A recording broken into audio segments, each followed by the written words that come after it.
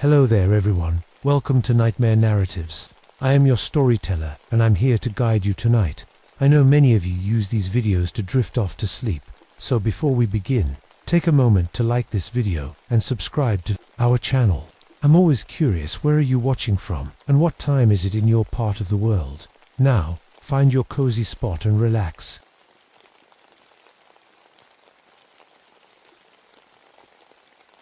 My name is Vincent Ashworth, and I've been a park ranger at Sequoia National Park for 8 years now. What I'm about to tell you happened in the winter of 1962, and it changed everything I believed about darkness itself. Back then, I was 29 years old and thought I'd seen everything. Korea taught me about real darkness, the kind that hides enemies and swallows hope.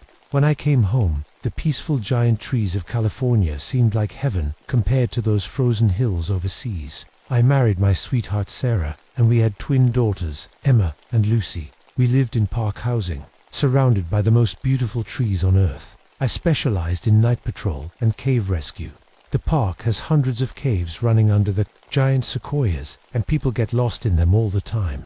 I knew every tunnel, every drop, every dangerous spot. My military training helped. I could move through pitch-black caves like they were my own backyard. December 1962 was brutal. The worst snowfall in 20 years hit the park, and temperatures dropped to 15 below zero. By 4 in the afternoon, it was already dark as midnight. The snow fell so thick you couldn't see your hand in front of your face. Phone lines went down, and we were cut off from the outside world, 30 miles from the nearest town. That's when the Morrison family went missing. Tom Morrison had brought his wife and 3 kids to spend Christmas week in one of the park cabins. Good people from Sacramento. Tom was a teacher. His wife Mary worked at the library. Their kids were 8, 10, and 12. The kind of family you'd want as neighbors. When they didn't check in after the blizzard started, I knew something was wrong. Tom was careful, the type who followed every rule. He would have called if they were okay.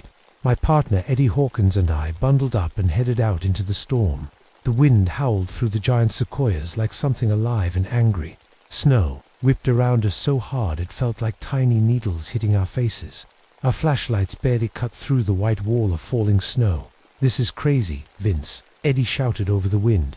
"We can't see anything out here." He was right, but I couldn't shake the feeling that something was really wrong. In Korea, I'd learned to trust my gut. Right now, my gut was screaming danger. We found the Morrison cabin after an hour of searching. That's when things got strange. Every light in the cabin was on. We could see the warm yellow glow through the windows, but when we got closer, something felt off. The snow around the cabin was perfect, untouched. No footprints, no tire tracks, nothing. Like the family had just vanished into thin air. Tom called out, pounding on the door. "Mary, it's the park service." No answer. The door was unlocked, so we pushed it open. That's when I felt it for the first time, that cold that has nothing to do with winter. The air inside the cabin was so cold I could see my breath, even though every heater was running full blast. But it wasn't just cold. It was wrong. "Jesus," Eddie whispered. "It's colder in here than outside." I pulled out my flashlight and clicked it on. The beam seemed weak, like it was fighting to push through thick fog. But there was no fog. The air was clear. "Hello," I called again. "Morrison family." The cabin was neat and clean. Suitcases unpacked, beds made, food in the refrigerator, coffee still warm on the stove, like the family had just stepped out for a minute. But they were gone, all 5 of them, gone without a trace. We searched that cabin from top to bottom. Eddie checked the bedrooms while I looked through the kitchen and living room. Everything was normal except for the impossible cold, and the way our flashlights seemed to dim every few minutes. "Vince," Eddie called from the back bedroom. His voice sounded strange, tight with fear. "You need to see this." I found him standing in the doorway of the kids' room, shining his flashlight at the wall. At first, I didn't understand what I was looking at. Then I saw them handprints on the wall, black as night. "What do you think made those?" Caddy asked. I moved closer. The handprints looked like they'd been made with paint, but when I touched one, my finger came away clean. The print was perfectly black, like it absorbed light instead of reflecting it.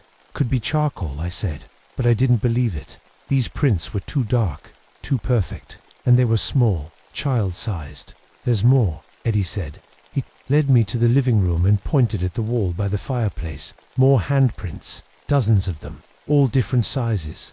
Some adult, some child, all perfectly black. I tried to take pictures, but something was wrong with my camera. The flash worked, but when I looked at the photos later, they showed nothing but solid black where the handprint should be. "We need to call this in," I said. But when we tried the radio, all we got was static. The phone lines were still down. We were on our own. Outside, the storm was getting worse. The wind howled through the trees like screaming voices. But now I heard something else, a sound like footsteps crunching through snow. "Someone's out there," Eddie whispered. We grabbed our flashlights and stepped onto the porch. The snow was still falling hard, but I could see tracks leading away from the cabin. Not normal tracks. These were perfectly black, like holes burned into the white snow. "What the hell?" Eddie breathed. I knelt down and looked closer. The tracks were human-shaped, but wrong somehow. Too long, too narrow, and they seemed to absorb light, just like the handprints. "We follow them," I said. "Are you crazy? In this storm, 5 people are missing." Eddie, a family with 3 kids. He didn't like it, but he followed me. We traced the black tracks through the snow, deeper into the forest. The giant sequoias loomed around us like ancient guardians, their massive trunks disappearing into the swirling snow above. The tracks led us in a straight line for about a quarter mile. Then they just stopped. One second they were there, clear as day in the snow. The next second, nothing. "Where did they go?" Eddie asked. I shined my flashlight up into the trees, looking for climbing marks or broken branches. That's when I saw it, a shadow moving wrong. Most shadows stay still unless there's a light source moving. This one slid along the trunk of a giant sequoia like liquid darkness. "Eddie," I whispered, "look up." But when he raised his flashlight, the shadow was gone. We spent another hour searching, but found nothing else. The storm was getting dangerous, and we had to get back, all the way to the truck. I felt like something was watching us from the darkness between the trees. 2 days later, the Miller family disappeared from a campground 3 miles away. Same thing, no tracks, no signs of struggle, like they'd just vanished. But this time, I found something the first team missed: black residue on the walls of their trailer, and that same impossible cold hanging in the air. The residue looked like soot, but when I tested it with my flashlight, it swallowed the beam completely. I was starting to think we weren't dealing with a normal missing persons case. After the Miller family vanished, the park supervisor wanted to close the whole area, but we couldn't leave without knowing what happened to those people. 8 people don't just disappear without a trace. I started patrolling alone at night, against regulations. Eddie refused to come with me after what we'd seen at the Morrison cabin. He said the place gave him nightmares. "There's something wrong with the darkness out there, Vince," he told me. "It's not natural." I thought he was being dramatic. I'd spent plenty of nights in dangerous places. Darkness was just darkness, the absence of light, nothing more. I was wrong. The 3rd night, I was checking the area around the Morrison cabin when I saw them again, those black footprints in the snow. Fresh ones, like they'd been made minutes before. They led deeper into the forest, toward the ancient grove where the biggest sequoias grew. I followed them, my flashlight beam cutting through the falling snow. The prints were clearer now, and I could see they weren't quite human. The toes were too long, the heel too narrow, like human feet stretched out of shape. The trail led me to a clearing I'd never seen before, even after 8 years in the park. In the center stood the biggest sequoia I'd ever laid eyes on, icily 30 feet across, reaching up into the darkness like a pillar holding up the sky. The black footprints circled the tree 3 times, then stopped at a hole in the trunk about 6 feet up. The hole was perfectly round, like a doorway cut into the living wood. I climbed up and shined my flashlight inside. The beam seemed to die just a few feet into the hole, swallowed by absolute darkness. But I could hear something moving inside, a sound like rustling leaves, or maybe whispering voices. "Hello," I called. "Is someone in there?" The rustling stopped. Then I heard it, a voice, but not quite human. It sounded like wind through dry leaves, forming words I almost recognized. "Light ... bringer ... ... My flashlight flickered and went out. I shook it, hit it, but nothing happened. The battery was brand new that morning. In the absolute darkness, I heard movement, something large shifting inside the tree. Then footsteps, not on the ground, but on the trunk itself, like something walking down the bark. I fumbled for my backup flashlight, my hands shaking. When I got it working, I almost dropped it. A shadow stood 10 feet away, perfectly human in shape but wrong in every detail. It was tall, maybe 7 feet, with arms that hung too long and fingers that stretched like branches. But the worst part was its face, or lack of one. Where features should be, there was only smooth darkness. "You see me," it said, in that wind-through-leaves voice. "Few can see me in the light." I couldn't move, couldn't breathe. The thing tilted its head, studying me like I was an interesting insect. "You have been in the deep dark," it continued. "You understand shadows." It was talking about Korea, I realized. The caves and tunnels where I'd learned to move in absolute darkness. "What are you?" I managed to ask. "Guardian, protector. The trees are old, older than your kind. I keep them safe." "What happened to the families?" The shadow thing moved closer. I could feel cold radiating from it, like heat from a fire. But backwards, my breath came out in white puffs. "They brought light where light should not be. They cut, they burned, they took. I stopped them. Where are they now?" It gestured toward the hole in the tree. "Safe, sleeping. They will not hurt the old ones again." I shined my flashlight at the hole. The beam died again, but not before. I saw something that made my blood freeze. Pale shapes inside the tree, unmoving. "The missing families. They're dead," I whispered. "Not dead. Changed, like you will be changed." The shadow reached for me with those 2 long fingers. I stumbled backward, pulling out my emergency flare. When I popped it, brilliant red light flooded the clearing. The shadow thing shrieked and melted back into the darkness between the trees. But I could still hear its voice, coming from everywhere at once. "You cannot run from darkness, Lightbringer. I am in every shadow, every corner, where your light cannot reach. I am coming for you." I ran. I'm not ashamed to admit it. I ran through the forest like a scared kid, the flare held high above my head. Behind me, I could hear something moving through the trees, branches breaking, snow crunching, getting closer. I didn't stop running until I reached my truck. I should have left the park that night. Should have grabbed Sarah and the girls and driven as far away as possible. But I couldn't stop thinking about those pale shapes in the tree. The Morrison family, the Millers, maybe still alive, maybe savable. The next morning, I did research. The park had old records, some dating back to the 1800s. I found stories about the Yokuts tribe, who lived in the area before it became a park. They had legends about something they called the darkness that eats light, a guardian spirit that protected the ancient trees. According to the stories, the spirit had been sleeping for decades, but recent years had brought more visitors, more development, more disturbance to the old grove. Maybe that's what woke it up. I tried to get help, but who would believe me? A shadow monster living in a tree. They'd think I'd lost my mind. That evening, I went back to the grove. I brought every light I could carry. Flashlights, lanterns, road flares, even a car spotlight powered by a portable battery. If this thing fed on darkness, I'd give it more light than it could handle. The ancient sequoia stood in the center of the clearing, unchanged. But now I could see more other holes in other trees, like a network of connected spaces. This wasn't just one tree. It was a whole system, underground and above. "I knew you would return," the shadow voice said. It stepped out from behind the tree, bigger now, more solid. In the light of my lanterns, I could see details I'd missed before. Its skin looked like bark, rough and dark. Its eyes were holes that went deeper than they should. "You cannot save them," it said. "They are part of the grove now, part of the protection." "Let me see them," I said. "Let me see if they're really alive." The shadow thing considered this. Then it gestured to the hole in the tree. "Look, if you must, but you will not like what you see." I climbed up and shined my strongest flashlight into the hole. This time, the beam penetrated deeper, and I saw the truth. The Morrison family was there, but they weren't quite human anymore. Their skin had a gray, bark-like texture. Their eyes were solid black, like holes in their faces. They stood perfectly still, like statues, but they were breathing, still alive somehow. "Mary," I called softly. "Tom."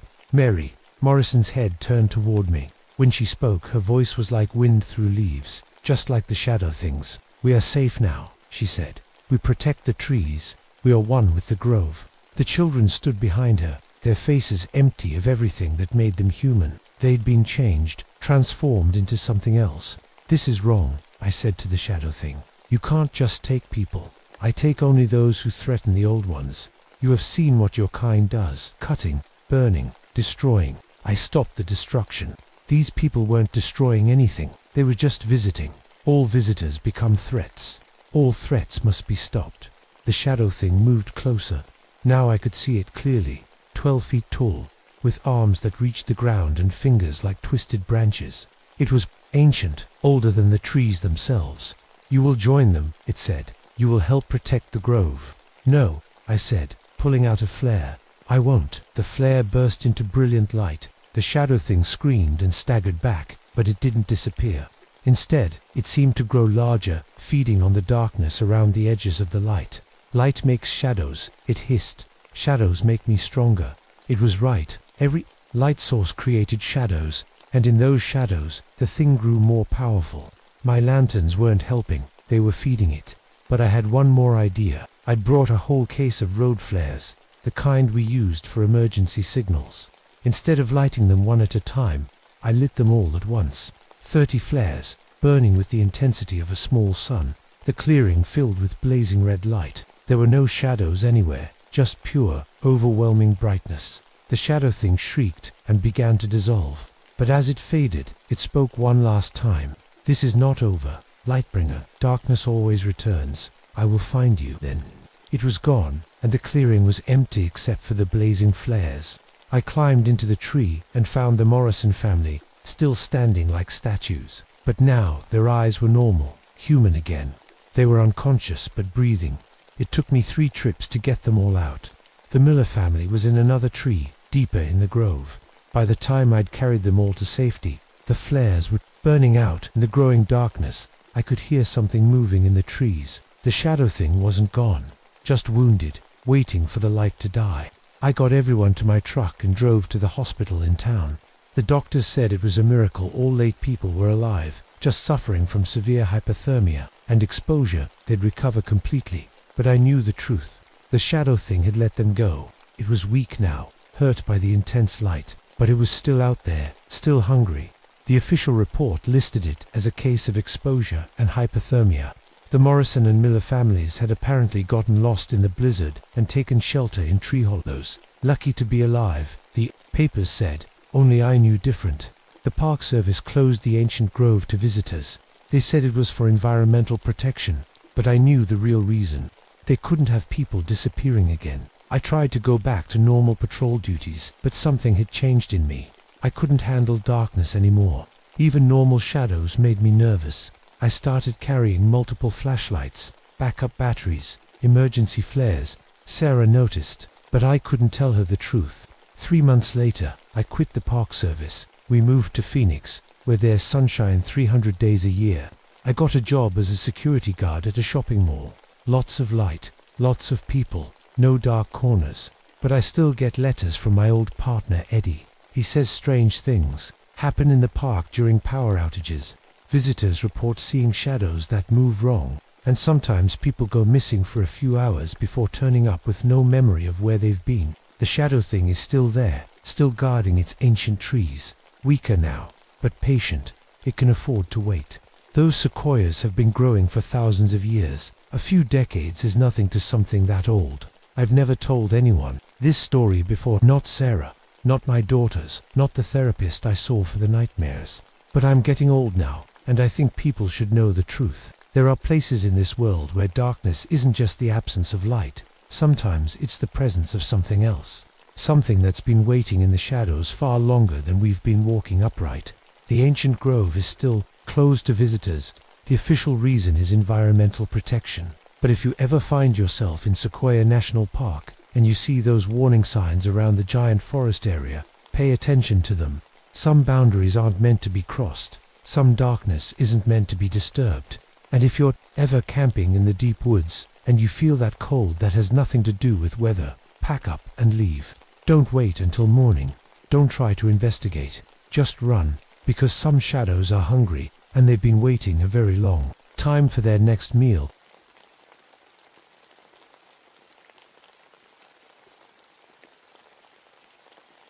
My name is Robert Frostborn, and I've been a park ranger for 17 years. I've seen bears tear apart campsites, watched avalanches bury entire valleys, and pulled frozen bodies from snow caves. But nothing prepared me for what happened in February 1971, during the worst winter Montana had seen in 50 years. I was stationed at the Going Toothsome Road Ranger post in Glacier National Park. It's a lonely job in winter, especially when you're cut off from the world for weeks at a time. The snow that year was different, deeper, meaner.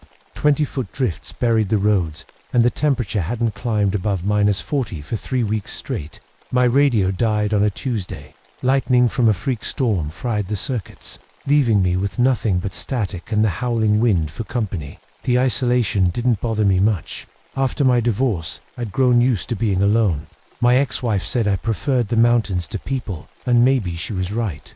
I'd been working these mountains since I was 25, back when logging was still big business around here. The Blackfeet elders used to come through the camps, telling stories about the old days. They'd talk about Wendigo creatures born from hunger so deep it changed a man's soul. I thought they were just trying to scare us city boys. The morning it started, I was checking my supplies when I noticed something odd. The ravens that usually picked through my garbage were gone, not just quiet, completely absent.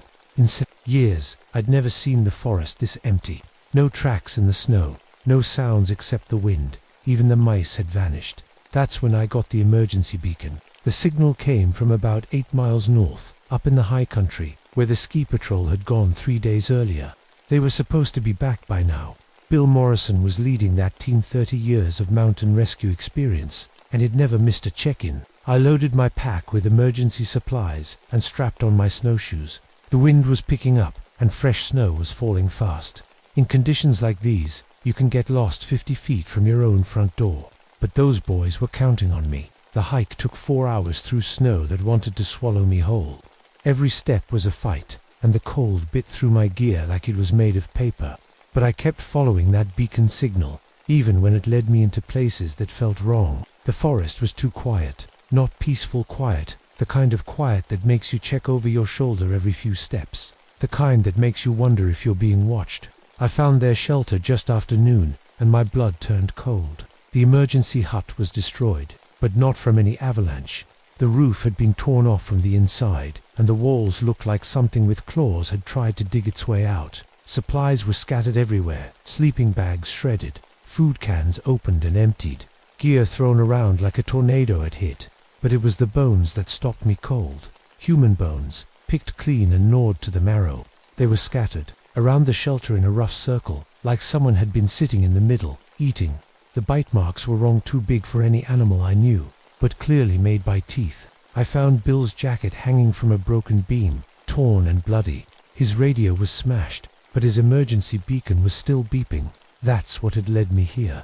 I tried to make sense of it. Maybe a bear had found them after they'd already died. From exposure, maybe the cold had driven them to... I couldn't finish that thought.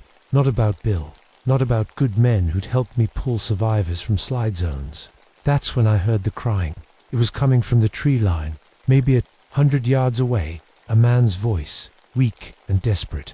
"Help me," it called. "Please, I'm hurt bad." I knew that voice. It was Danny Martinez, one of the patrol members. He was alive. I followed the sound deeper into the woods, calling his name. The crying stayed just ahead of me, always out of sight behind the next tree. Snow was falling harder now, and I was losing the light. "Danny," I shouted, "stay where you are. I'm coming." But when I reached the spot where the voice had been, I found something that made my knees weak. A trail of footprints in the snow, heading away from me. But they weren't normal footprints. They were huge, at least 18 inches long, and the stride was impossible. No human walks with steps that wide. The prints were fresh, maybe minutes old, and they were filled with dark spots that looked like blood. I followed them for another 50 yards before I lost my nerve. The trail led into a thick stand of pine trees where the shadows were already deep. From somewhere in that darkness, I heard Danny's voice again. "Robert," it called, using my name. "I'm so cold. Please help me." But something was wrong with how he said it. The words came out too slow, like he was tasting each one. And underneath his voice, I heard something else, a wet chewing sound. I backed away from those trees, my heart hammering. When I turned around, I saw more tracks. Dozens of them, all the same impossible size, circling the area where I'd been. Standing, I ran back to the shelter as fast as my snowshoes would carry me. I needed to get out of there, needed to radio for help. But when I got back to the destroyed hut, I found something that made my blood freeze. My own footprints led away from the shelter, heading in the opposite direction from where I'd come. 2 sets of tracks, one heading out, one coming back. But I'd only made the trip once. Something had been wearing my boots. I made it back to my station by dark, but I knew I wasn't safe. The forest felt alive around me, watching and waiting. Every shadow could be hiding something. Every sound of wind through the trees could be covering footsteps. I tried to fix my radio, but the damage was too bad. I was completely cut off, and the weather was getting worse. The forecast had called for another week of storms. Even if I could get a signal out, no helicopter could reach me in this. I barricaded the doors and windows, then sat by the fire with my rifle across my knees. That's when I found the journal. It was on my desk, even though I'd locked the place up tight before leaving. The handwriting was Danny's, but the words didn't make sense. Day 12. The hunger is getting worse. We ate the last of the rations yesterday, but it doesn't help. Bill tried to stop me from eating the ... I can't write it, but I'm getting bigger, stronger, and I can't stop thinking about meat. My hands shook as I read on. Day 15. Bill's gone. I think I know where he went. The same place I'm going. The hunger isn't just for food anymore. It's for something else. Something warm and moving. I can hear their hearts beating from miles away. The last entry was dated yesterday. I'm not Danny anymore. I'm something else. Something that needs to feed. Robert's coming soon. I can smell him on the wind. I'll wear his face when I'm done. I threw the journal in the fire and watched. It burnt, but the words stayed with me. I could taste them in my mouth like ash. That night, I heard voices outside my station. All the patrol members, calling for help. But I knew better now. Whatever was out there, it wasn't them anymore. The voices circled my cabin all night, getting closer and closer. Sometimes they sounded hurt and desperate. Sometimes they laughed, like children playing a game. And sometimes they made sounds that no human throat could make. When morning came, I found tracks all around my station. Not just the big ones, normal-sized prints too, but walking in patterns that hurt to look at. They led to my supply shed, where I found my emergency food stores torn open and scattered. I had enough provisions for maybe 3 days. After that, I'd be as hungry as whatever was hunting me. On the second day, I saw it. I was watching through my window when something moved between the trees. At first, I thought it was a man walking hunched over against the cold, but as it got closer, I realized my mistake. It was huge, at least 11 feet tall, but thin as a skeleton. Its skin was gray-white, stretched tight over bones that jutted out like broken fence posts. Its arms were too long, hanging down past its knees, and its fingers ended in black claws. But the worst part was its head. It looked almost human, but the mouth was too wide, filled with yellow teeth that came to points, and its eyes, they glowed like hot coals in the darkness. It stood at the edge of my clearing for a long time, just watching. Then it opened its mouth and spoke in Danny's voice. "Robert," it said, "I'm so hungry. Won't you come out and help me?" I gripped my rifle tighter, but I didn't dare move. This thing was too close, too big, and something told me the bullets wouldn't stop it. "I know you're in there," it continued. "I can smell your fear. It smells like meat." Then it turned and walked away, leaving those impossible tracks in the snow. On the third day, I found Tommy Yazzie. I'd gone out to check my snares more from habit than hope when I heard sobbing from the old equipment shed. Real sobbing, not the fake cries I'd been hearing at night. Tommy was the youngest member of the patrol, barely I found him huddled in the corner, his clothes torn and bloody, but he was alive. "Robert," he whispered when he saw me. "Thank God. I thought I was going to die out here." I helped him back to the station, gave him water and what little food I had left, but something was wrong. Tommy kept looking at me with hungry eyes, and when he talked, I could see that his teeth were getting sharper. "The others," he said between sips of water, "they changed. Robert, the hunger got so bad that they started eating each other, and once they started, they couldn't stop. It changed them into something else." "What happened to you?" I asked. "I ran," he said, "but I can feel it starting in me too. The hunger, it's not just for food anymore. It's for warm meat, living meat." He looked at me, and I saw something terrible in his eyes. "I'm trying to fight it," he said, "but I don't know how much longer I can hold on. You need to get out of here, Robert, before I change completely." That night, I woke up to find Tommy standing over my bed. His face had gotten longer, and his teeth were definitely sharper. He was reaching for me with hands that ended in claws. "I'm sorry," he whispered. "I'm so hungry." I rolled away just as he lunged, and we crashed through the front door into the snow. Tommy was stronger than he should have been, and faster, but he was still learning how to use his new body. I managed to get to my rifle and put 3 rounds in his chest. He stumbled backward, but he didn't fall. Instead, he smiled at me with a mouth full of razor teeth. "It doesn't hurt," he said. "Nothing hurts anymore."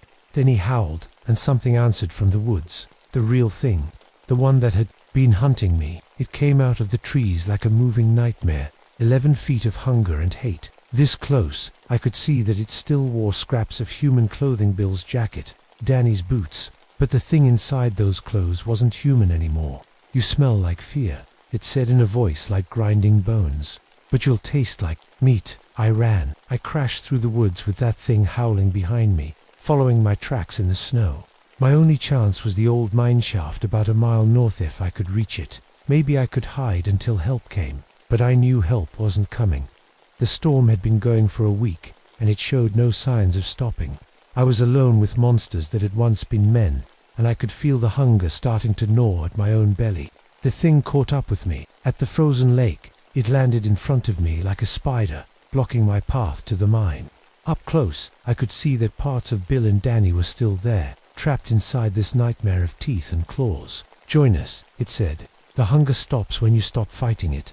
I looked at the ice beneath my feet, remembering the emergency charges I kept in my pack. Enough explosive to break up ice jams, if you knew how to use them.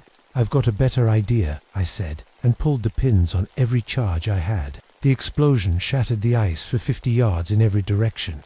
The thing let out a scream that sounded like all 3 patrol members crying at once, and then it disappeared into the black water. I barely made it to shore before the cold started shutting down my body. But I was alive, and the thing was gone. They found me 2 days later, nearly frozen to death by the lake. The rescue team said I was delirious, talking about monsters and cannibals. The official report called it an avalanche accident. 3 members of the ski patrol lost in a slide. 1 survivor found suffering from exposure and hypothermia. Nobody believed what I told them. Nobody wanted to hear about Wendigo or hunger that could change a man's soul. They said the cold had affected my brain, made me see things that weren't there. But I know what I saw. I know what happened to Bill and Danny and Tommy, and I know that putting explosive charges under the ice doesn't kill something that was already dead inside. I quit the Park Service after that. Couldn't stand being in the woods anymore. Couldn't trust the silence between the trees. I moved to the city, got a job in an office building where I could see other people all day long. But I still dream about that winter. I wake up some nights with the taste of hunger in my mouth, and I have to check my teeth in the mirror to make sure they haven't gotten sharper. The worst part is the craving.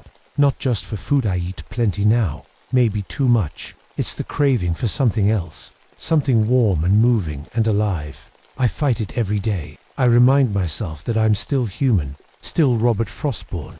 But sometimes, when I'm really hungry, I catch myself looking at people differently, wondering what they'd taste like. Last month, I got a letter from the new ranger at my old station. He'd found some bones in the woods, arranged in a circle like they were waiting for something. Human bones, gnawed clean. He wanted to know if I'd seen anything like that before. I didn't write back. Some hungers are too dangerous to feed, even with words. But I keep the letter on my desk as a reminder. The Wendigo is still out there, waiting in the deep woods where hunger can transform a man into something else. And sometimes, on the coldest nights, I wonder if it's still wearing my face. In the mountains, they say hunger is just another way of dying, but they're wrong. Sometimes, hunger is just another way of living forever.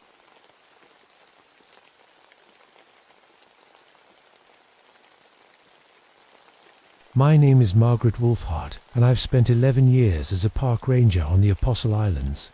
People think that name sounds made up, but it's real. Half Irish from my mum, half Ojibwe from my dad. The wolf part isn't just coincidence. I've studied wolves my whole life, got my PhD in marine biology, and I know more about pack behavior than most people know about their own families. The Apostle Islands sit in Lake Superior like scattered pieces of a broken puzzle. 2 islands total, most uninhabited, covered in old-growth forests that haven't been touched for hundreds of years. In September 1978, when this all happened, I was living on Oak Island with my 8-year-old daughter Sarah during school breaks. The rest of the year, she lived on the mainland with my sister so she could attend regular school. I loved the isolation. 12 miles from the nearest town, accessible only by boat, with radio contact that worked maybe half the time. The islands were my world, and I thought I knew every tree, every rock, every animal that called them home. The morning it all started, I was drinking coffee on my cabin porch when the radio crackled to life. It was Tom Bradley from the research station on Sand Island. "Margaret, you need to get over here." His voice was tight, worried. "We've got some strange kills." "What kind of strange deer?" "5 of them. But there, arranged like someone set them up on purpose." I grabbed my gear and took the boat across choppy water. September storms were starting early that year, and the fog was so thick I could barely see 10 feet ahead. When I reached Sand Island, Tom was waiting at the dock, his face pale. "I've been studying wildlife for 20 years, he said, leading me up the trail. "Never seen anything like this." The kill site was in a clearing about half a mile inland. 5 white-tailed deer lay in a perfect circle, their bodies positioned with their heads pointing toward the center. The precision was Scavenger had touched them. No flies buzzed around the wounds. The forest was completely silent. "Wolves?" I asked, though I already knew the answer. "Look at the wounds." Tom pointed to the largest deer. "Clean cuts, too clean. And look at this." He showed me tracks in the soft earth around the circle. They started as normal wolf prints, but as they moved closer to the deer, they changed. The rear prints showed something impossibly inopposable. Thumb, and some of the prints were longer, like the animal had been walking upright. "Has to be dogs," I said, trying to convince myself. Someone's pet got loose, maybe a hybrid. But even as I said it, I knew it wasn't right. The arrangement was too deliberate, too ceremonial, and the tracks showed a level of intelligence that made my skin crawl. That night, I radioed my daughter on the mainland. Just hearing her voice made me feel better. "Mom, when are you coming home?" she asked. "Soon, sweetheart. Just have to figure out what's bothering the animals up here." After I hung up, I sat in my cabin listening to the wind, but underneath the normal forest sounds, I heard something else howling that seemed to carry words. My grandmother used to tell stories about the Miingan wolf spirits that could walk like men. I'd always thought they were just tales to keep kids from wandering into the forest alone. Now I wasn't so sure. The next morning, I brought my research assistant Tim Rodriguez to the site. Tim was fresh out of college, eager to prove himself, and he had a good eye for detail. He took photos and measurements while I examined the tracks more carefully. "Margaret, look at this," Tim called from the edge of the clearing. He was crouched next to a large pine tree, pointing at marks in the bark. "These aren't claw marks." I walked over and felt my stomach drop. Carved into the tree, about 7 feet up, were symbols, not random scratches, actual symbols. They looked like a crude map of the islands, with lines connecting them in a pattern I didn't recognize. "Could be kids playing pranks," Tim suggested, but his voice was shaky. "Kids would need a ladder to reach this high," I said. "And these cuts are deep, made with something sharp and strong." We spent the rest of the day documenting everything. The wildlife cameras I'd set up around the island kept malfunctioning, showing only static whenever they should have captured the clearing. My radio couldn't reach the mainland, and the compass spun wildly whenever I got close to the symbols. On the tree that evening, we were eating dinner in the research station when we heard the howling start. It began like normal wolf sounds, but then it changed. The howls started forming patterns, almost like a language, and underneath it all, I swear I heard something that sounded like my name. "Margaret, ... Tim heard it too. "That's not possible," he whispered. The howling came from different directions, north, south, east, west. We were surrounded. I grabbed my rifle and checked the locks on the doors and windows. The research station was solid, built to withstand storms, but suddenly it felt as fragile as paper. Through the window, I saw shapes moving between the trees. They were too tall to be normal wolves, moving on 2 legs as often as 4. In the moonlight, I caught glimpses of fur and muscle, but also something terrifyingly human in the way they moved. "What do we do?" Tim asked. "We wait for dawn," I said, "and then we get off this island." But the shapes had other plans. Around midnight, we heard scratching at the walls. Not Kloss, something sharper, more deliberate. When I looked out the window, I saw one of them standing just at the edge of the light. It was massive, easily 8 feet tall when standing upright, with a wolf's head but human-like shoulders and arms. Its eyes reflected the light like mirrors, and when it saw me watching, it tilted its head in a gesture that was disturbingly intelligent. Then it spoke. "You, no, nothing, The words were barely recognizable, formed by a mouth not meant for human speech, but they were clear enough. This thing, whatever it was, could talk. Tim grabbed the radio and tried to call for help, but all we got was static. The scratching sounds moved around the building, and I realized there were more of them, at least 6, maybe more, testing the walls, looking for weaknesses. The largest one, the Alpha, I realized approached the front door. It didn't try to break in. Instead, it waited, patient, like it knew we'd have to come out eventually. "We need to stay calm," I told Tim. "Wolves respond to confidence. If we show fear, they'll attack." But even as I said it, I knew these weren't normal wolves. They were something else entirely, something that had learned to think like humans but kept the instincts of predators. The waiting began. Dawn came gray and foggy, but the creatures were gone. Tim and I ventured outside carefully, rifles ready. The ground around the research station was covered in tracks, dozens of them, all showing the same impossible anatomy. Human-like hands, wolf-like feet, creatures that could move on 2 legs, or 4 as needed. "We need to leave," Tim said. Now, I wanted to agree, but something stopped me. These islands were my responsibility. If there were dangerous animals here, I needed to understand them before anyone else got hurt. "One more day," I said. "We document everything.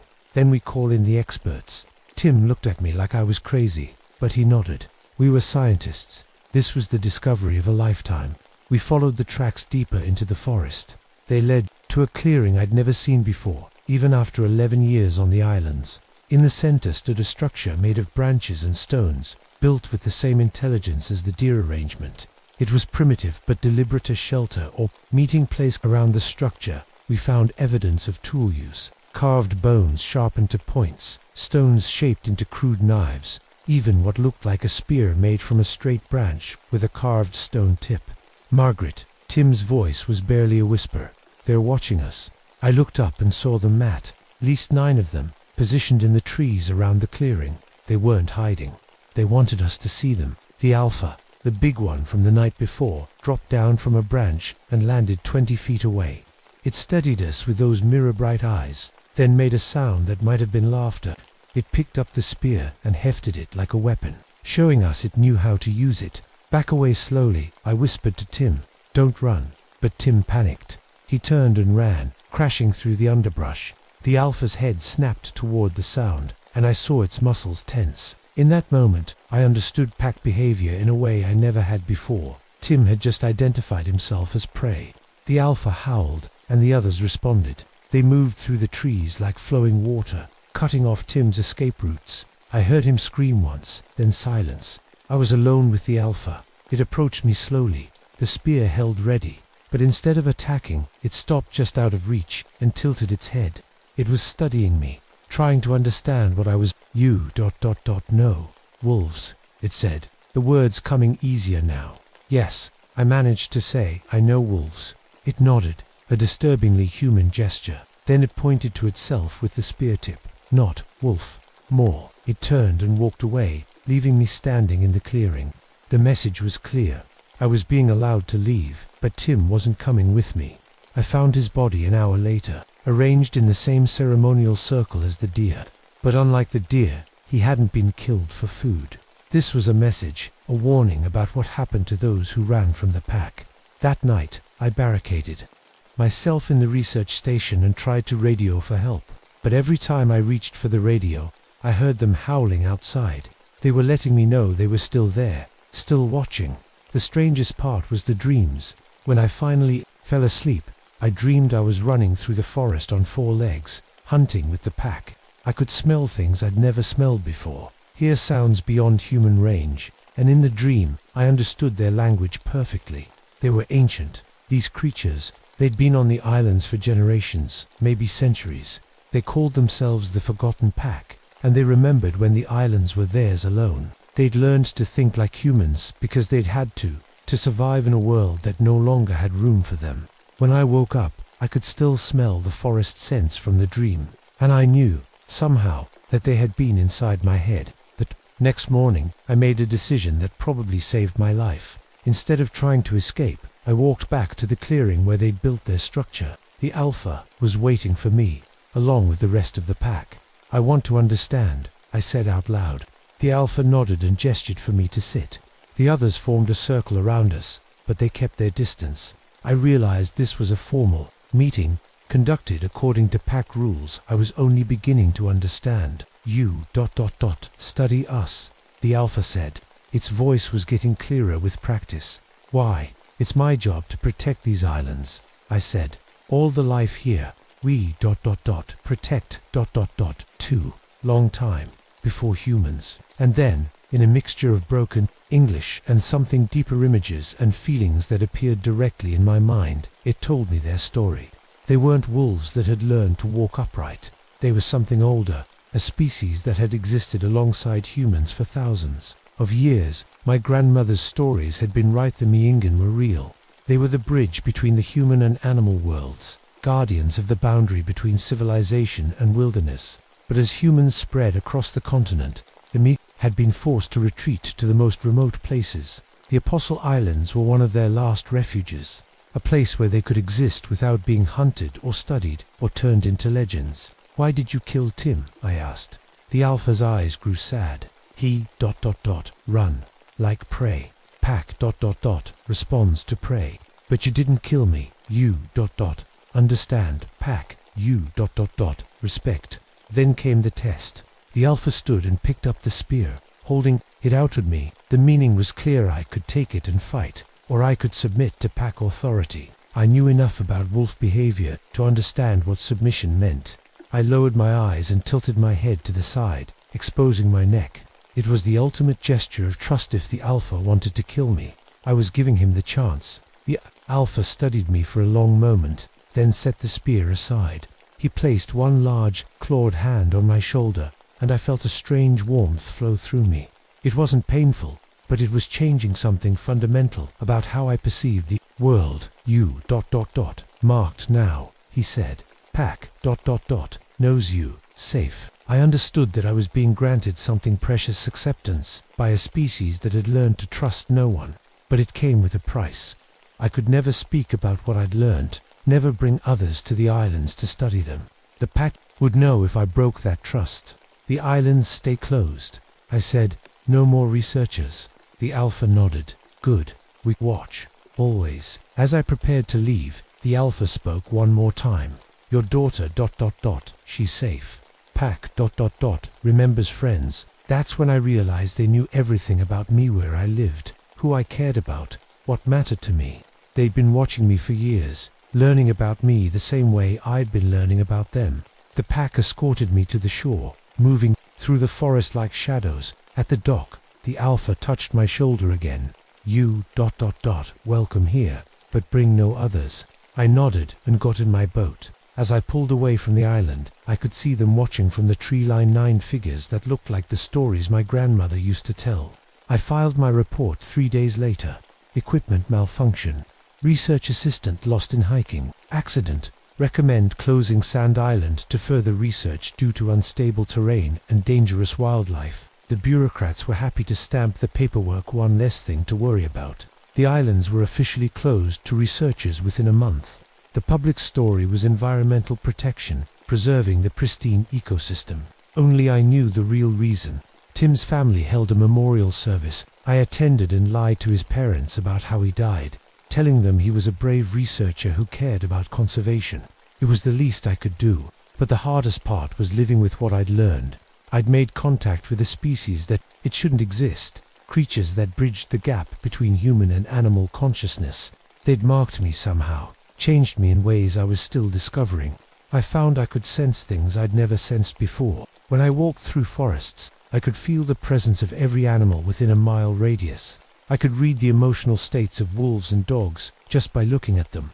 And sometimes, on quiet nights, I could hear the pack howling from the islands. Even when I was on the mainland, my relationship with my daughter changed too. Sarah noticed that I understood her moods better, that I could sense when she was upset or excited before she said anything.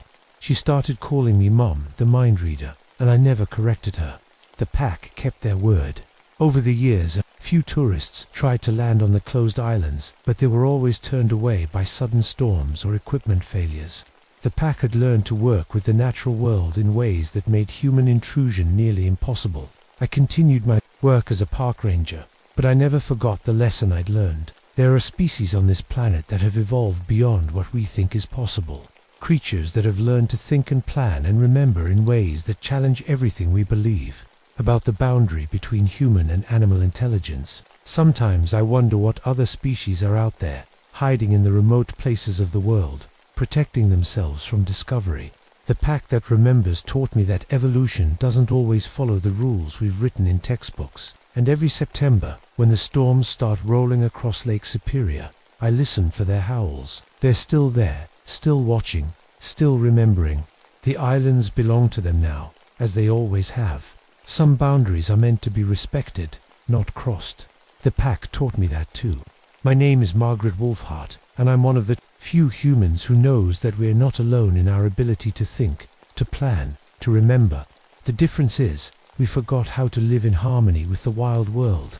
They never did.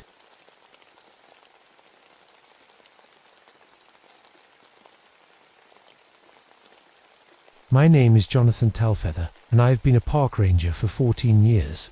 I've seen a lot of things in the redwoods that most people never will. Forest fires that burn for weeks, tourists who get lost and panic, bears that wander too, close to campsites. But what happened in August 1984 changed everything I thought I knew about these ancient trees. The redwoods are the tallest trees on earth. Some of them were already giants when Jesus was born. Walking among them feels like being in a cathedral made by God himself. The morning fog rolls in from the Pacific Ocean and gets caught in their branches, making everything look magical and mysterious. It's beautiful, but it can also be scary. Sound travels weird in the fog. You might hear footsteps following you, but when you turn around, there's nothing there. I'm half Yurok on my mother's side.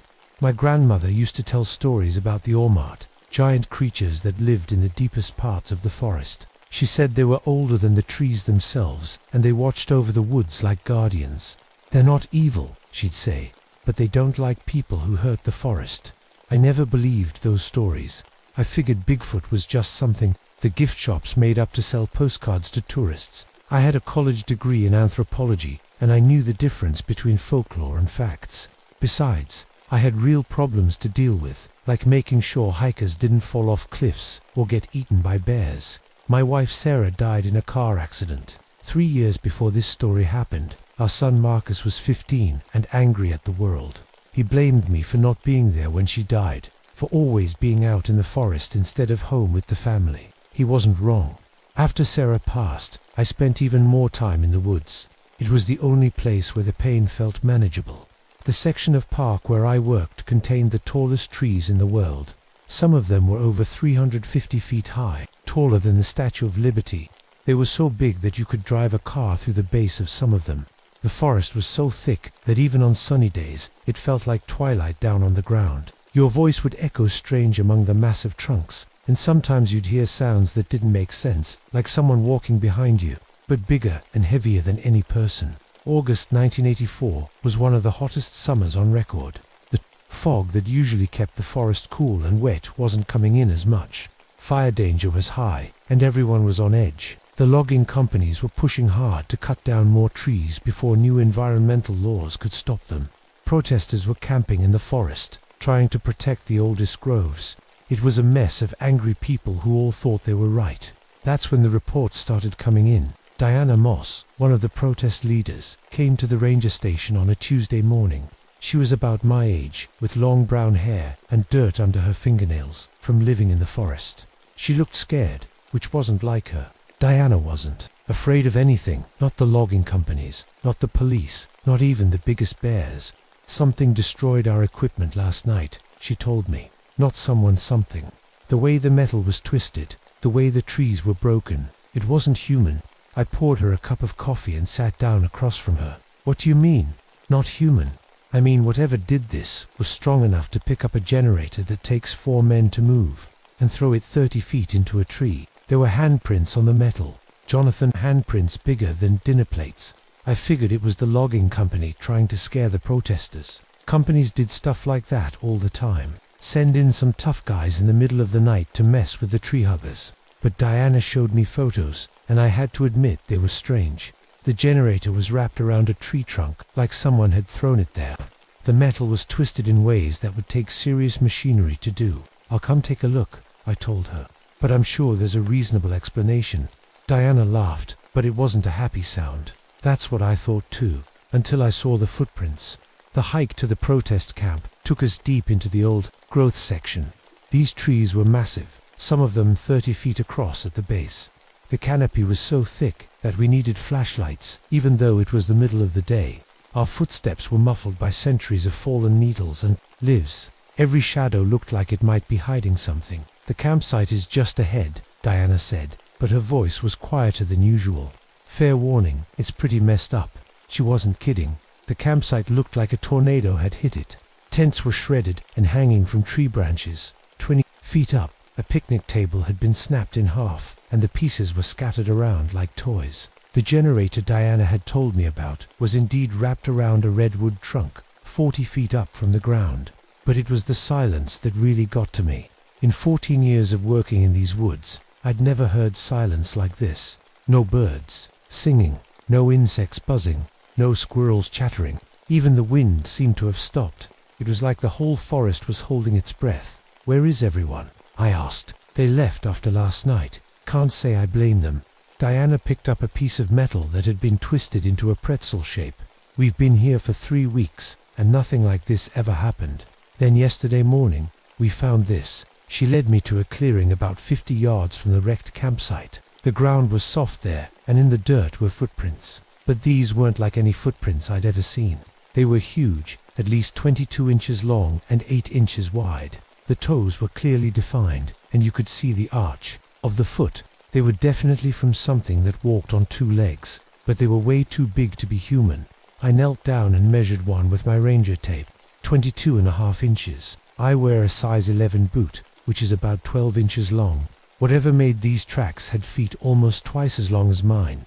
"Could be fake," I said, but even as I said it, I didn't believe it. The prints were pressed deep into the earth, deeper than a human could make, even jumping with both feet. And they were part of a clear trail that led deeper into the forest. "That's what I thought too," Diana said, "until I followed them. The trail led us through a part of the forest I'd never seen before, even after 14 years. The trees here were enormous, some of the biggest I'd ever encountered. The footprints were clear in the soft earth, and they were spaced about 4 feet apart. Whatever made them had a stride longer than a basketball player. After about a quarter-mile, the trail led to a small clearing. In the center was a pile of rocks that had been carefully stacked about 6 feet high. Around the pile were bones, deer bones, bear bones, and some I couldn't identify. They were all clean, picked completely bare. "Animals don't stack rocks," Diana said. She was right. The rock pile was too neat, too purposeful. Someone or something had built it. But why? And what was it for? That's when I heard it. A sound, like nothing I'd ever heard before. It started low, almost like a growl, but then it rose higher and became something like a scream. It seemed to come from everywhere at once, bouncing off the massive tree trunks and echoing through the forest.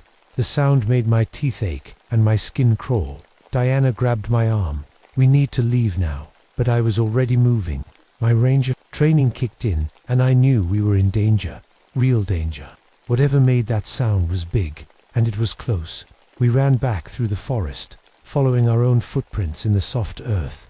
Behind us, I could hear branches breaking and what sounded like something very large moving through the trees. We made it back to the main trail without seeing whatever was following us, but I could feel it watching us go.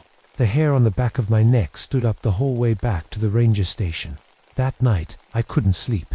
I kept thinking about those footprints, about the sound we'd heard, about the way the forest had gone completely silent. I'd lived in these woods my whole life, and I'd never experienced anything like it. Around 3 in the morning, I gave up trying to sleep and went out to my truck. I drove back to the area where we'd found the footprints, parking on the main road and hiking in with my flashlight. I told myself I was just being thorough, doing my job as a ranger. But really, I needed to know what was out there.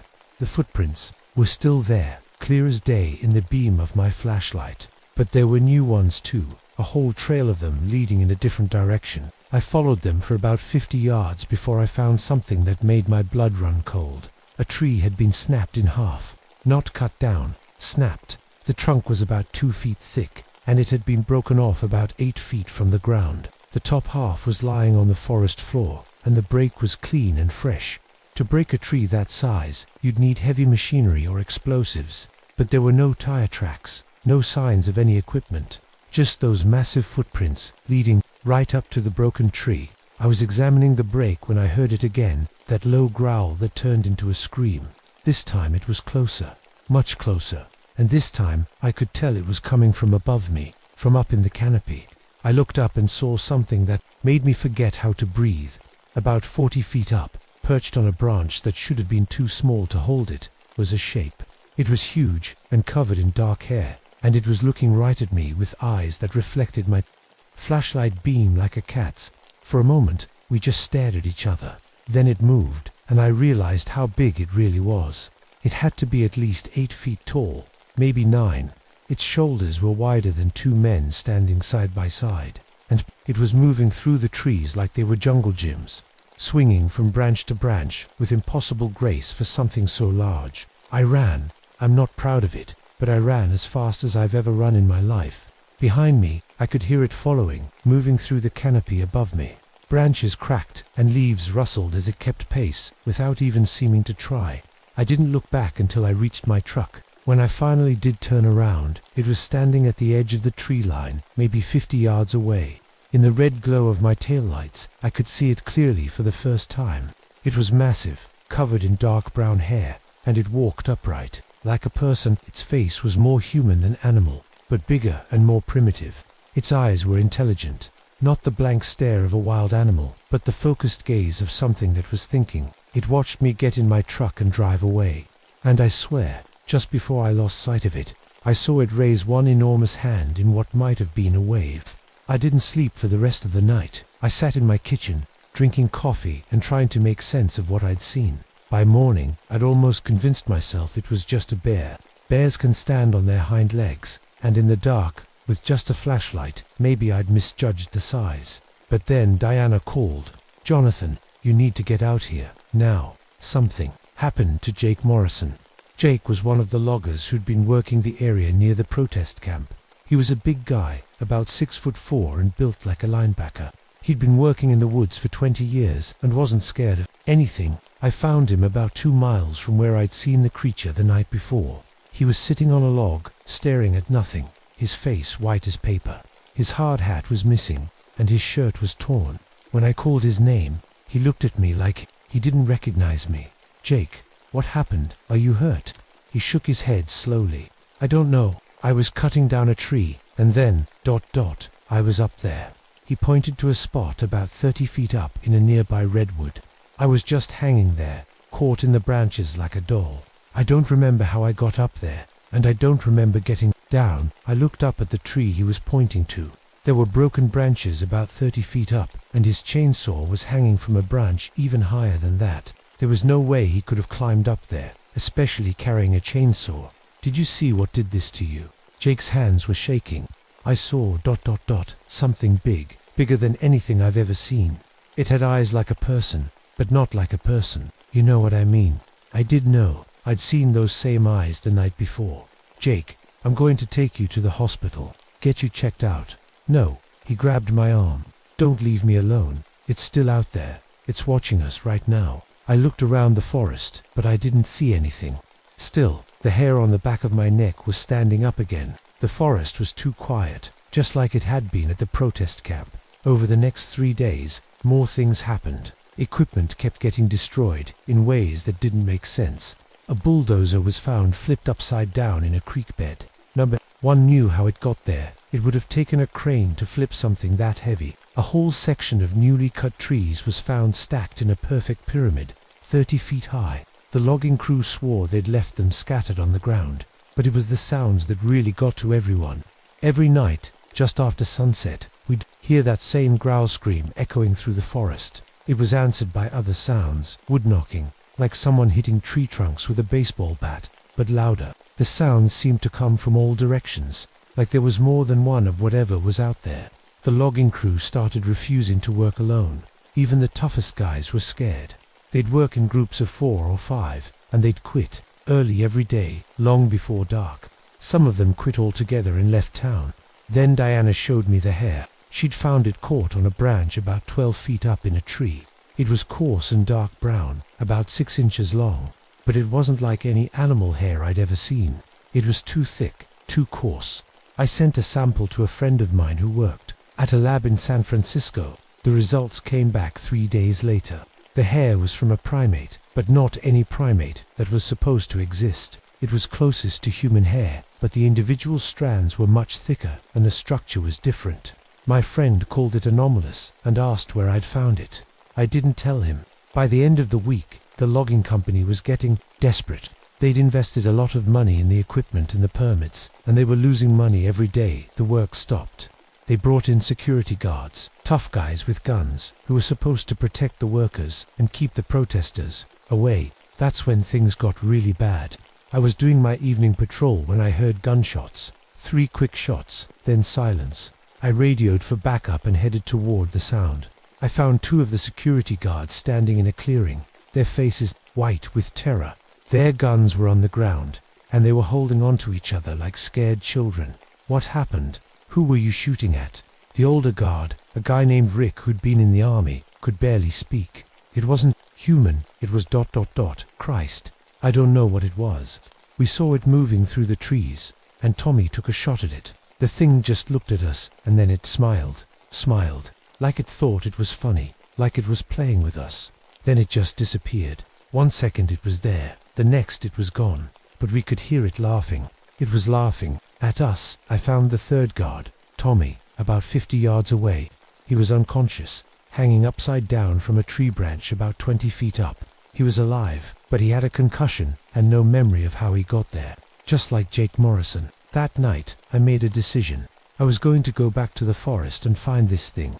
I was going to get answers, even if it killed me. I told myself I was doing it for public safety, to protect the people in my park. But really, I think I was doing it because I couldn't stand not knowing. In all my years as a ranger, I'd never encountered anything I couldn't explain. Bears, mountain lions, forest fires, flash floods. I understood all of those, but this was different. This was something that shouldn't exist, and it was in my forest. I spent the day preparing. I brought extra batteries for my flashlight, a first aid kit, and my service pistol. I didn't think the gun would do much good against something that could flip over bulldozers, but it made me feel better to have it. Just before sunset, I hiked back to the area where I'd first seen the creature. The forest was dead quiet again, like all the animals had fled. I found a good spot with my back against a big tree and settled in to wait. I didn't have to wait long. The wood knocking started just after dark. Slow, rhythmic beats that seemed to come from all around me. Then I heard footsteps, big, heavy footsteps that shook the ground. They were coming closer. I turned on my flashlight and saw it standing about 20 yards away, just at the edge of the beam.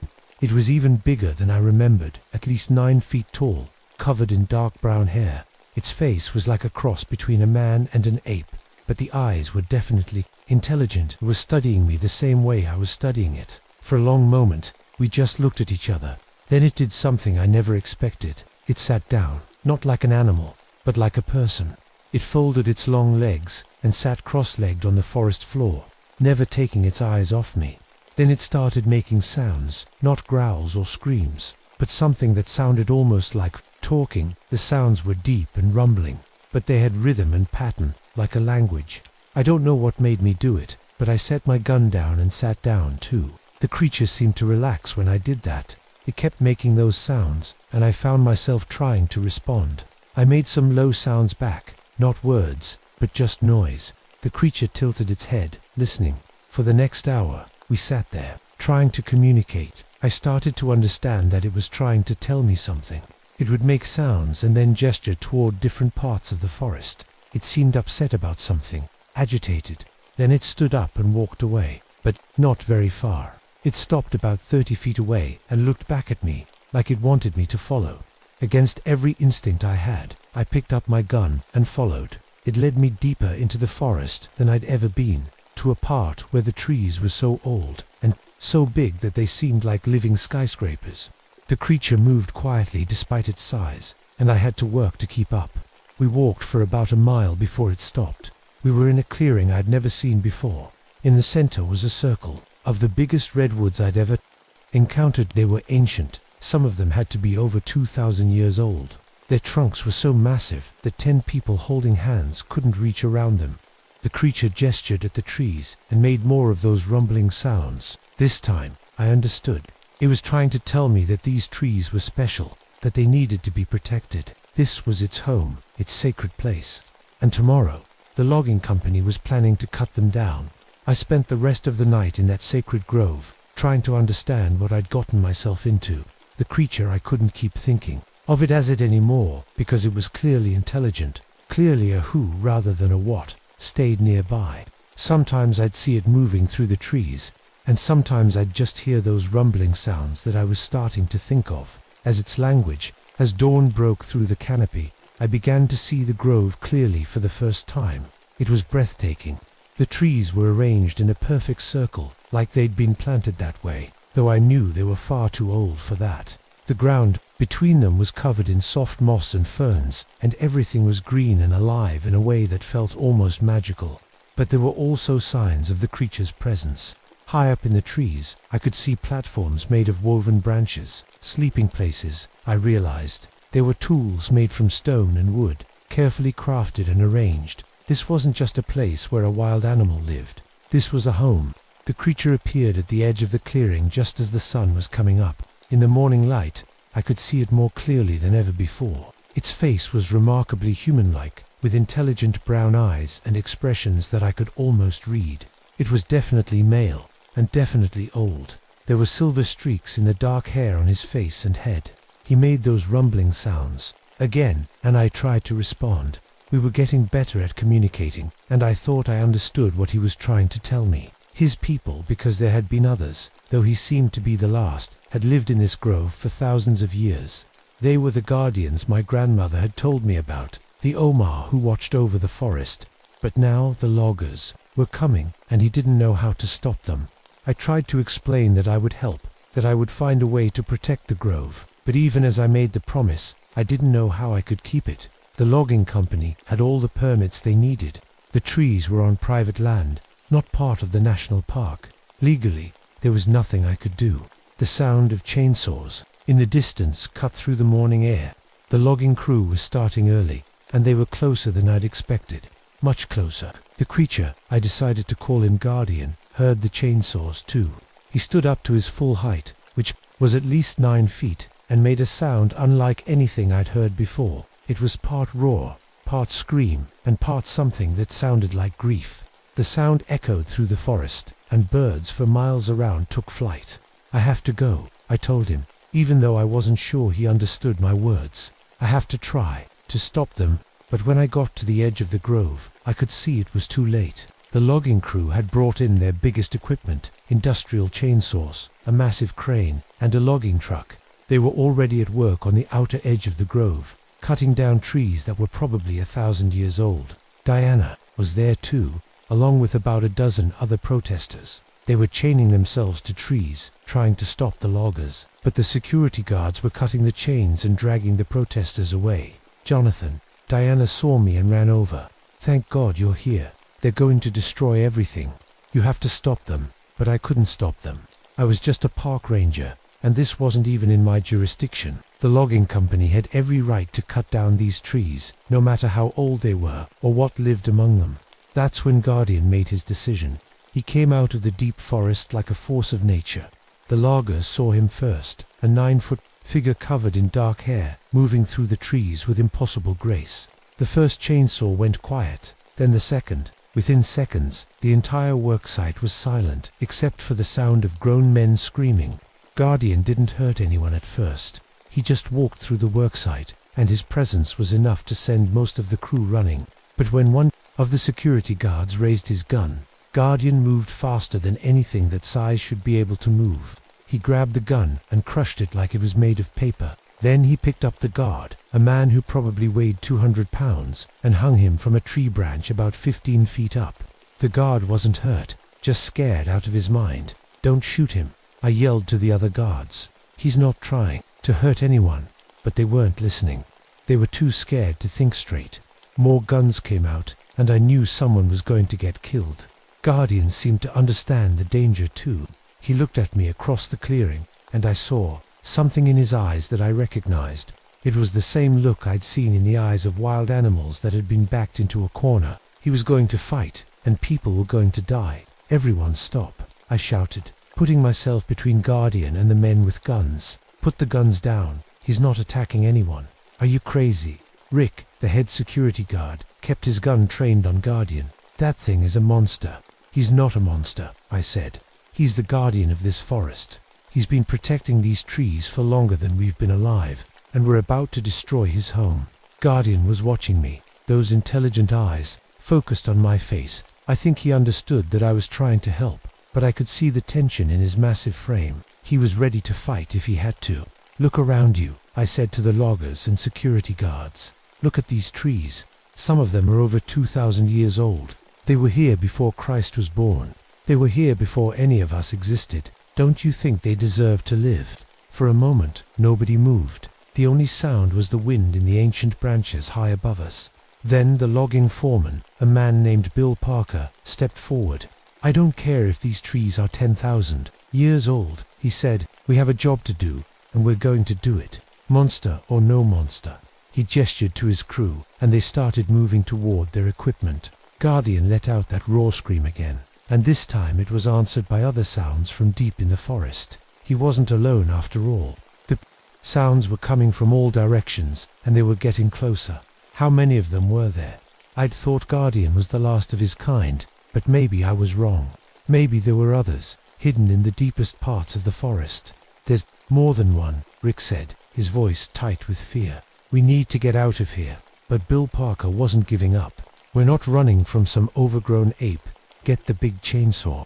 We're cutting down these trees, and if that thing gets in the way, we'll deal with it." That's when I realized what I had to do. I couldn't stop the logging company with words or laws, but I could stop them another way. I walked over to the biggest chainsaw and picked it up. It was heavy, probably 40 pounds, but I managed to lift it. Then I walked to the center of the grove and sat down with my back against the largest tree. "If you want to cut down these trees," I said, "you'll have to go through me first." Guardian looked at me for a long moment. Then he did something that surprised everyone. He sat down next to me, his massive form dwarfing my own. He was making those rumbling sounds again, but softer this time, almost like he was talking to me. "I can't let you destroy this place," I told Bill Parker. "I won't let you. You're crazy," Parker said. "You're both crazy." But I wasn't crazy. For the first time in years, I was thinking clearly. These trees had been here for thousands of years. They would be here for thousands more, if we let them. Guardian and his people had protected them all this time, and now it was my turn to help. The standoff lasted for hours. The loggers couldn't work with Guardian and me in the way, but they wouldn't leave either. The security guards kept their guns ready, but they didn't shoot. Maybe they were afraid of what would happen if they did. As the sun set, I heard the sounds again. Those were knocking sounds and calls from deep in the forest. Guardian answered them, and I realized they were talking to each other. His people were still out there, still watching, still protecting. "They're not going to leave," I told Parker. "This is their home. They'll fight to protect it. Then we'll fight them," Parker said. But he didn't sound as sure as he had that morning. That night, the forest came alive with sounds. Wood knocking, calls, the sound of large bodies moving through the trees. Guardian's people were out there, and they were letting us know it. The security guards huddled around their fire, jumping at every sound. By morning, most of the logging crew had quit. They loaded their equipment and drove away, leaving only Parker and a few die-hard workers. Even most of the security guards had gone. "This isn't over," Parker told me as he supervised the loading of the last truck.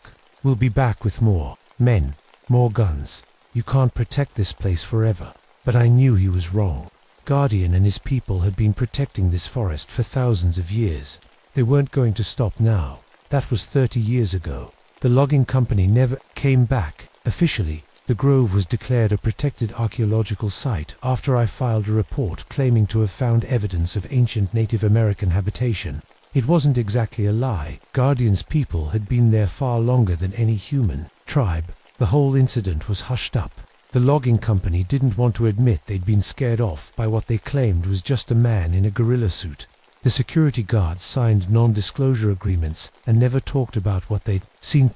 Even Diana and the other protesters agreed to keep quiet about Guardian in exchange for permanent protection of the grove. I never saw Guardian again after that day, but I know he's still out there. Sometimes, when I'm doing my evening patrol, I hear those wood-knocking sounds echoing through the forest. Sometimes I find small gifts left on my patrol routes, interesting stones, perfectly shaped pieces of wood, flowers arranged in patterns that seem too deliberate to be natural. Marcus, my son, is a forest ranger now too. He works in Olympic National Park in Washington, and he's got kids of his own. He's never said it directly, but I think he's proud of what I did back in 1984. He understands now why I spent so much time in the forest. It wasn't that I loved the trees more than my family. It was that I understood my responsibility to protect something that couldn't protect itself. The grove is still there, still protected. It's not open to the public officially. It's too dangerous for hikers. But sometimes, researchers are allowed in with special permits. They study the trees, the ecosystem, the unique environment. They don't know about Guardian and his people, but they're helping to protect them anyway. I retired from the ranger service 5 years ago, but I still live near the park. I still take walks in the forest, though I don't go as deep as I used to. I'm 73 now, and my knees aren't what they once were. But sometimes, on quiet evenings when the fog rolls in from the Pacific, I'll sit on my porch and listen to the sounds of the forest, and sometimes, if I listen carefully, I can hear them out there. The guardians, the Oma, the ones who watch over the ancient trees and keep the forest safe from those who would destroy it. People ask me sometimes if I really believe in Bigfoot. I tell them I believe in guardians. I believe there are things in this world that are older and wiser than we are, things that deserve our respect and protection. I believe that not everything that exists needs to be captured or studied or explained. Some things are better left alone. But I also believe that sometimes, when something precious is threatened, those guardians will reveal themselves to those who are willing to help. They'll trust us with their secrets, if we prove ourselves worthy of that trust. The trees Guardian showed me that morning in 1984 are still standing. They're still growing, still reaching toward the sky, still sheltering the creatures that live among their branches. And somewhere in their shadows, the guardians are still watching, still protecting, still keeping the ancient promises they made, long before any of us were born. I kept my promise too. I protected the grove, and I've kept Guardian's secret for 30 years. I'm telling this story now because I'm old, and because I think people need to know that there are still mysteries. In this world, there are still things that can't be explained by science or logic or common sense. There are still guardians in the forest, watching over the things that matter most. And sometimes, if you're very quiet and very respectful, you might hear them calling to each other in the ancient language of the trees,